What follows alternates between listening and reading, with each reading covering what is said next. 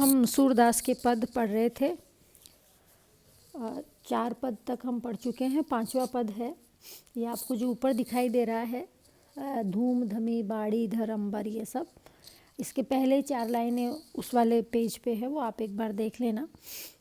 अब के राख लेहूँ गोपाल, दसों दिशा दुसह दवाग्नि, उपजे है ई काल। पटकत बांस कास कसु चटकत, लटकत ताल तमाल। उचटत अति अंगार फूटत पर, झपटत लपट कराल। धूम धूधी बाढ़ी घर अंबर, चमकत बीच बीच ज्वाल। हरिन भराय मोर जातक, पिक जरत जीव बेहाल। जनि जिय डरो नैन मदो, सब हंसी बोले नंदलाल। सूर अग्नि सब बदन समाने, अभय दिए ब्रजबाल। हम पहले गोकुल लीला पढ़ रहे थे, अब इसमें वृंदावन लीला है।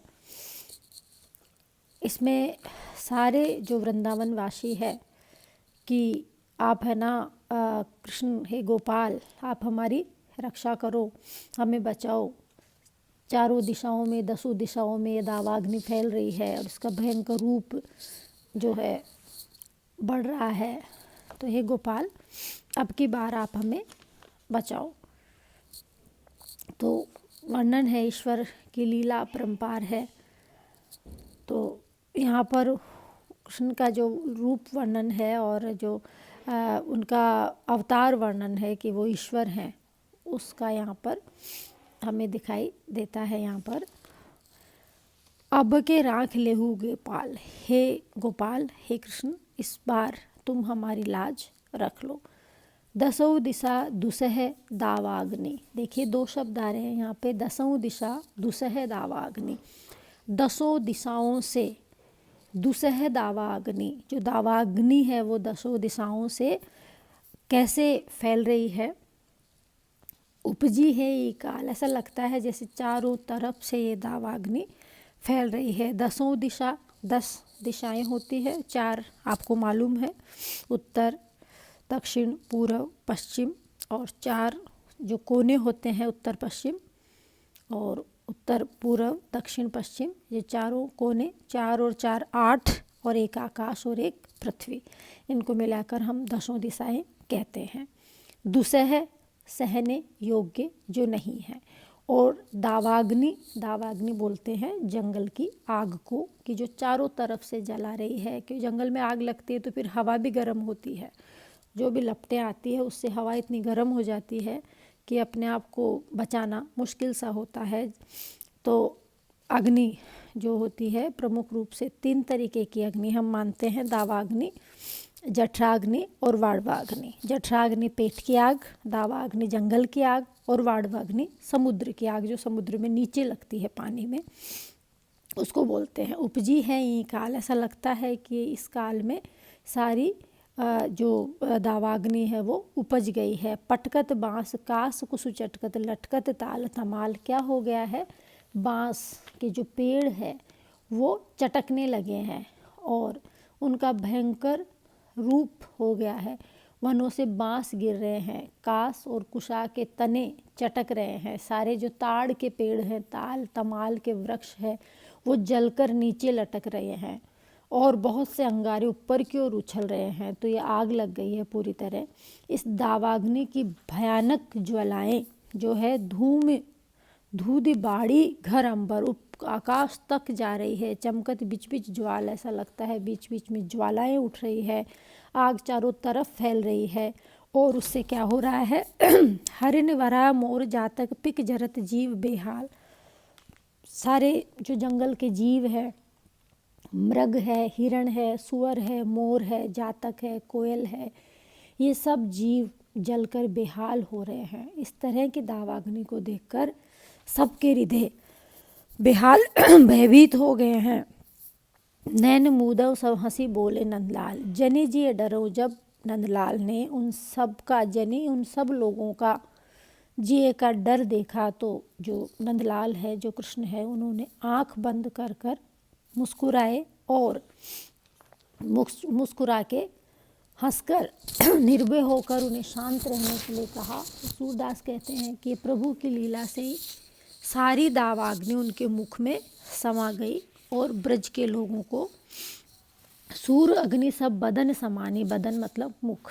सूर कहते हैं कि वो सारी अग्नि नंदलाल के हंसकर शांत रहने पर पूरी अग्नि उनके मुंह में समा गई। अभय दिए ब्रजलाल, और वो जो ब्रज के बाल ग्वाल है उन सबको अभयदान श्री कृष्ण ने दे दिया। तो यहाँ पर अवतारवाद का वर्णन है कि जो कृष्ण है वो सामान्य मानव नहीं है, वो अवतार है, और जो भी कुछ लीलाएं हैं इस पृथ्वी पर हो रही है वो सब वो कर रहे हैं। उनके जो इशारे से ही वो सारी लीलाएं होती हैं।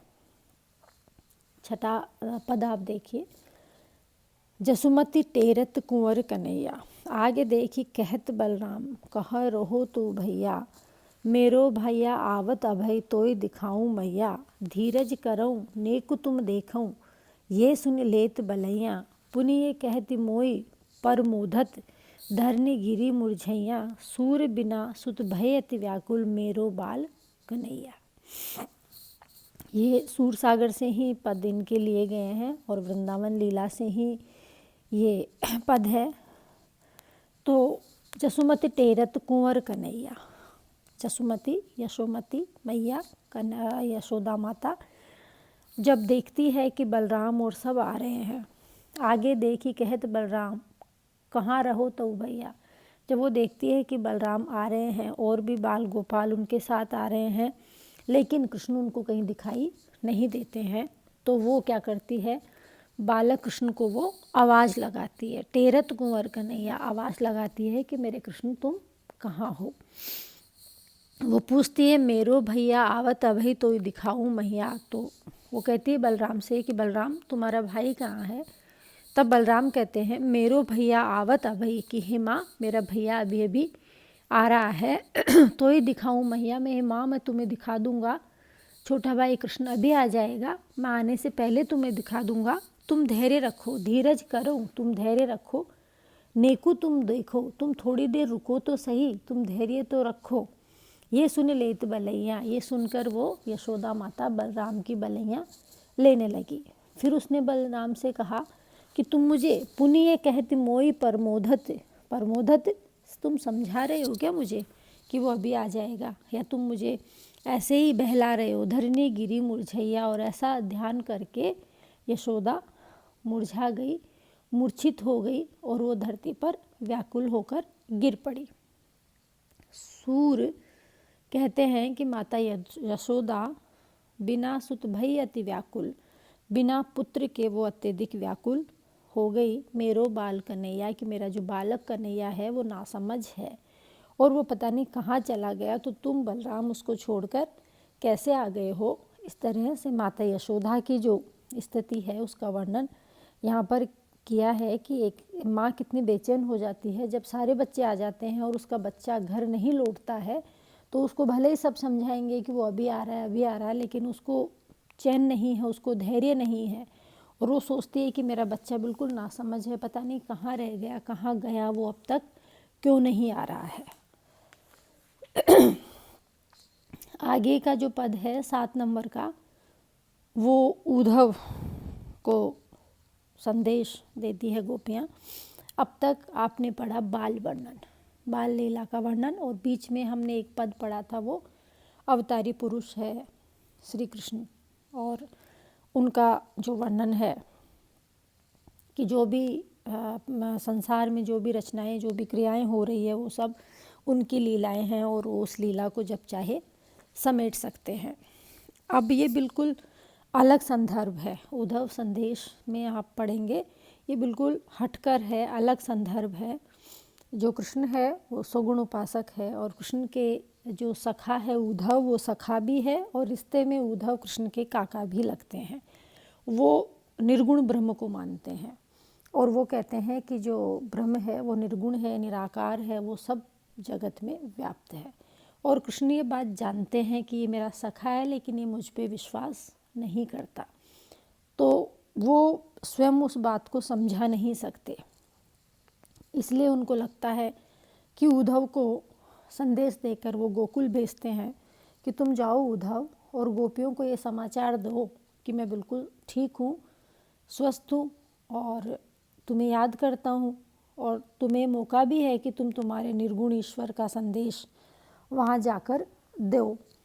तो उद्धव को बड़ा अच्छा लगता है कि मेरा जो काम है वो भी हो जाएगा, मैं संदेश देना चाहता हूँ निर्गुण निराकार ब्रह्म का, वो भी मैं गोपियों को दे दूँगा और एक तरह से मैं अपने विचारों को व्यक्त कर दूँगा गोपियों के पास। इस तरह सोचकर उद्धव जाने के लिए तैयार हो जाते हैं। तो संदर्भ यहाँ पर ये है कि निर्गुण की जो बात है वो सगुण के ऊपर आरोपित की जा रही है कि और जो संदेश है वो कृष्ण देना चाहते हैं गोपियों को, वो उद्धव के माध्यम से दिलवा रहे हैं कि गोपियों, ये पता होता है कृष्ण को कि गोपियाँ कभी भी निर्गुण ईश्वर को स्वीकार नहीं करेगी, क्योंकि गोपियाँ मुझसे प्रेम करती है और सूर की गोपियाँ वाक चातुर्य से परिपूर्ण है, वाचाल है।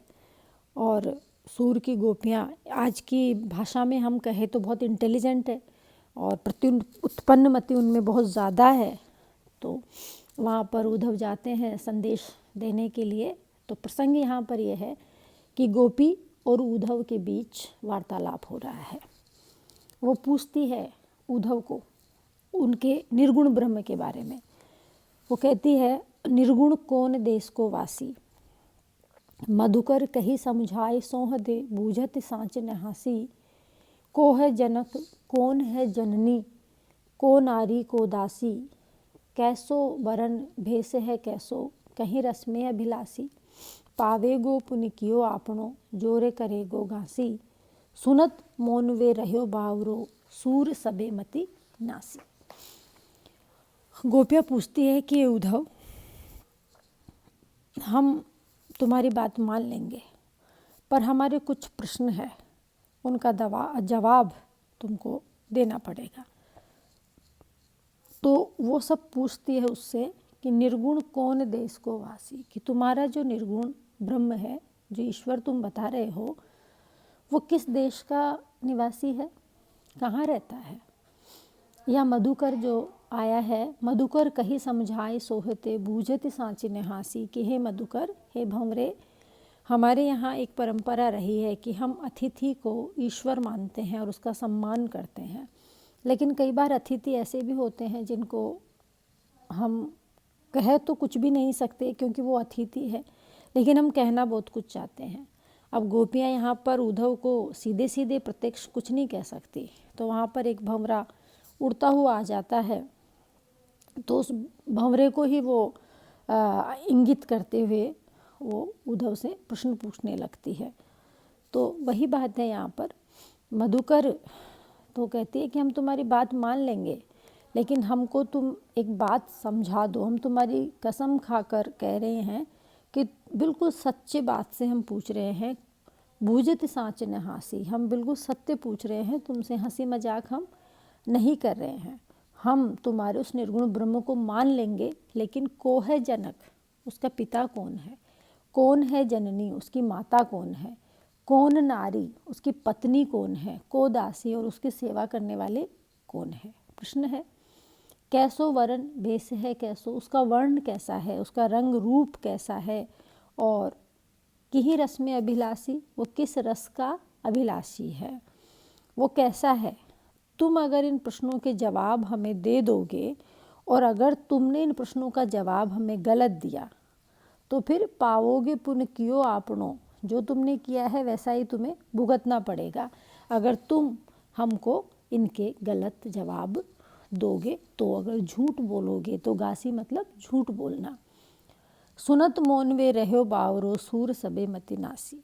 जब उद्धव ने ये सारे प्रश्न सुने गोपियों से तो वो सुनकर चुप हो गए, मौन हो गए। बावरोसो मतलब पागल से, जैसे पागल व्यक्ति को कुछ होश नहीं है कि वो क्या बोले और क्या नहीं बोले, उसी तरह उद्धव की स्थिति हो गई और उद्धव को ये समझ नहीं आया कि वो गोपियों को क्या उत्तर दे, वो क्या जवाब दे। और ऐसा लगा जैसे उनकी सारी ज्ञान बुद्धि नष्ट हो गई हो और उनके सामने कोई जवाब नहीं है। इस तरह से यहाँ पर प्रेम भक्ति के लिए सूरदास ने निर्गुण निराकार भक्ति का खंडन किया है और सगुण साकार भक्ति का समर्थन किया है। ज्ञान के बजाय प्रेम से ईश्वर को प्राप्त किया जा सकता है। एक अंतिम पद है, इसको आप और देख लीजिए। सुनि सुनि ऊधो आवति हांसी, कहाँ वे ब्रह्मादिक के ठाकुर, कहाँ कंस की दासी। इंद्रादिक की कौन चलावे, शंकर करत खवासी। निगम आदि बंदी जन जाके, शेष शीस के वासी। जाके रमा रहित चरनिंतर, कौन गने कुबजासी। सूरदास प्रभु दृढ़ करि बांधे, प्रेम पुंज की पासी। वही गोपियाँ फिर कहती है, योग साधना का उपदेश वही संदर्भ है, प्रसंग भी वही है, बातें कर रही है कि सुनो उद्धव, तुम्हारी बातें सुन सुनकर हमें हंसी आती है। क्यों हंसी आती है? प्रियतम जो कृष्ण से कंस की दासी कुब्जा की तुलना अथवा प्रेम व्यवहार की बराबरी कैसे हो सकती है? वे कृष्ण तो ब्रह्म आदि देवताओं के भी स्वामी हैं, उनके आराध्य हैं। शंकर उनकी आराधना करते हैं, शिवजी भी उनकी चाकरी करते हैं, सेवा करते हैं। वेद निगम आदि बंदी जन जाके, जो वेद है, आगम निगम वेद, वो सब उनकी सेवा करते हैं। समस्त शास्त्र उनकी प्रशंसा में लिखे जा रहे हैं। शेष शीस के वासी, और उनके सर पे शेष नाग जहाँ निवास करता है। जाके रमा रहती चरनिंतर, जो रमा जिनके पैरों को दबाती है, नीचे बैठी रहती है। ऐसे सर्व समर्थ परमेश्वर कौन गने कुब्जासी, तो उसके समक्ष कुब्जा की क्या गिनती है, कौन उसे मुँह लगाएगा। सूरदास कहते हैं कि गोपियों ने उद्धव से कहा कि प्रभु श्री कृष्ण ने गोपियों को अपने प्रेम के पास में, अपने प्रेम के बंधन में इस तरह से दृढ़ता से बांध कर रखा हुआ है कि गोपियों का जो प्रेम संबंध है वो कृष्ण से अटूट है, उनको नहीं अलग किया जा सकता। तो वो कृष्ण को क्या मान रही है? दिव्य मान रही है, उनको परम पूज्य पुरुष मान रही है। और वो कहती है कि उद्धव सुनो, तुम जो ये निर्गुण निराकार ईश्वर की बातें हमसे कर रहे हो ना, ये सब सुनकर हमें हंसी आती है। तो कहने का तात्पर्य ये है कि जो सूरदास है, उन्होंने ज्ञान भक्ति की जगह प्रेमा भक्ति का समर्थन किया है। निर्गुण निराकार ईश्वर के बजाय सगुण साकार ईश्वर को माना है, क्योंकि सूरदास सगुण धारा के कवि थे और वल्लभाचार्य वल्लभ संप्रदाय के कवि थे। और वो ये मानते हैं कि ईश्वर जो है वो प्रेम के द्वारा प्राप्त किया जा सकता है। ज्ञान की जहाँ कोई आवश्यकता नहीं है, जहाँ पे व्यक्तित्व हमारा जितना सरल, जितना निर्दोष होगा, हम ईश्वर के उतने ही करीब होंगे। और अंततः कबीर ने भी यही कहा था कि पोथी पढ़ पढ़ जगमुआ, पंडित भया न कोई, ढाई आखर प्रेम का पढ़े सो पंडित होय। तो प्रेम की सर्वव्यापकता निर्गुण में भी है और सगुण में भी है। तो एक सामान्य जनता के लिए निर्गुण निराकार ईश्वर को समझना बड़ा मुश्किल है, और सगुण साकार जो हमारे सामने हमें दिखाई देता है उसको समझना आसान है, थोड़ा आसान है। हम मंदिर में जाकर सामने मूर्ति को देखकर अनायास हमारे हाथ स्वतः जुड़ जाते हैं, क्योंकि जो सामने हमें मूर्ति दिखाई दे रही है वो हमारे लिए सिर्फ मूर्ति नहीं है, वो हमारे लिए ईश्वर है। हम उसमें ईश्वर देखते हैं। तो किसी भी चीज़ को देखने के लिए कोई प्रतीक अगर हमारे सामने है तो हमारा मन उस प्रतीक से जल्दी बंधता है, बजाय इसके कि हम एक बिल्कुल निर्जन जंगल में खड़े होकर उस ईश्वर की कल्पना कर लें। तो इसलिए जो सगुण विचारधारा है या उस संप्रदाय के जो कवि हैं वो ज़्यादा आगे बढ़े, ज़्यादा चले, और सगुण उपासना सामान्य लोगों के लिए ज़्यादा सुलभ और आसान रही। निर्गुण निराकार की उपासना ज्ञानी और विद्वत जनों के लिए ही उपयोगी रही, जबकि सगुण साधना सबके लिए सरल और सहज रही। धन्यवाद।